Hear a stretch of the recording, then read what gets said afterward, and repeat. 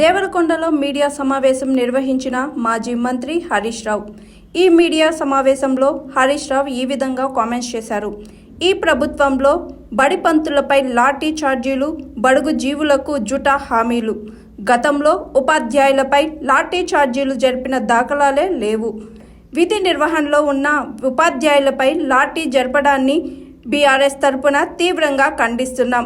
బాధ్యులపై చర్యలు తీసుకోవాలని హరీష్ రావు డిమాండ్ చేశారు. బడిపంతులపై లాఠీ చార్జీలు, బడుగు జీవులకు జూటా హామీలు.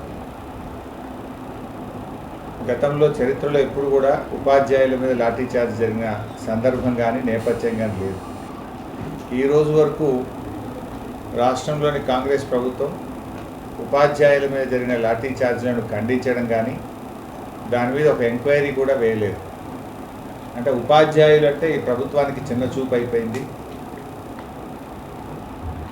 ఇలా విధి నిర్వహణలో ఉన్న ఉపాధ్యాయుల పైన లాఠీ చార్జ్ జరిగితే దానికి బాధ్యుల మీద ఈరోజు కూడా ప్రభుత్వం చర్యలు తీసుకోలేదు.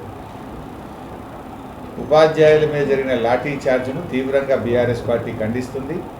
దానికి బాధ్యులైనటువంటి అధికారులను, సిబ్బంది మీద తక్షణమే చర్యలు తీసుకోవాలని బీఆర్ఎస్ పార్టీ డిమాండ్ చేస్తూ ఉంది. Hi, this is Swathi.